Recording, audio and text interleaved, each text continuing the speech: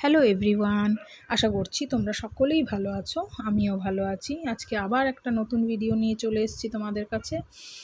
এখানে দেখতেই পাচ্ছ আমি ডিম নিয়ে একটু কিছু করছি।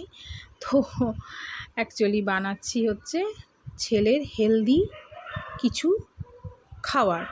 যেহেতু ছেলে আমার জিমের ডায়েট ফলোটা করে, সবটা করতে পারে না হয়তো, কিন্তু যতটা পারি আমি ও যেটা বলে করে দিই। এখানে সেদ্ধ ডিম নিয়ে নিয়েছি 3টে, ও তার কুসুম আলাদা করে নিলাম আর সাদা অংশটা রেখে দিলাম। তার মধ্যে অ্যাড করে দিলাম একটু দই, মানে এটা ডিমের কুসুমের কোয়ান্টিটি হিসেবে নেবে, আমি সেই হিসেবে নিয়েছি। এবার এটাকে উইস্কার দিয়ে ভালো করে মিক্সড করে নেব। ভালো করে বলতে একদমই ভালো করে ফেটিয়ে নেওয়া, বুঝতে পেরেছো?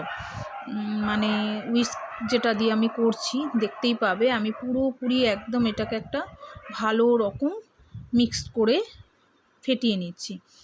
এরপরে দেখতে পাচ্ছ পাশে রাখা আছে শসা আর পেঁয়াজ কুচিয়ে, আর আমার আরেক দিকে রাখা আছে ব্রেড সেকে নিয়েছি 4টে। আমার মনে হলো এখানে কুসুমের মধ্যে আরেকটু দই অ্যাড করতে হবে, তাই আমি এখানে অ্যাড করে দিলাম। তোমরা তোমাদের কোয়ান্টিটি হিসেবে অ্যাড করো। আমি এইভাবে এটাকে ফেটিয়ে যাচ্ছি, বেশ ভালো করে মিক্সড করে নিতে হবে, যাতে একটু মানে একটা টেক্সচারটা যেন স্মুথ হয়ে যায়। এরপরে আমি এখানে অ্যাড করেছি গোলমরিচের গুঁড়ো তোমার স্বাদ মতন, আর এখানে অ্যাড করেছি চাট মশলা। চাট মশলাটাও একদম স্বাদের অনুযায়ী। আর এখানে অ্যাড করেছি চিনি বা মধুর বদলে আমি জ্যাগরি পাউডার, কারণ আমার ছেলে জ্যাগরি পাউডারটা প্রেফার করে খুব ভালো। আর তার সাথে স্বাদের জন্য সল্ট, আমি যেহেতু পিঙ্ক সল্ট খাই তাই এখানে দেখতে পাচ্ছ আমি পিঙ্ক সল্টটাই অ্যাড করছি। আবার একটা ভালো করে আমি এটাকে মিক্সড করে নেব। নিয়ে এবার তোমরা এটার মধ্যে ডিমটাকে ম্যাশ করেই হোক কুচিয়েই হোক, এখানে আমি হাতে কুচোলাম, তোমরা এটাকে একটু অ্যাভয়েড করো, কোনো চপিং বোর্ডে বা প্লেটের মধ্যে করে নিয়ে করো।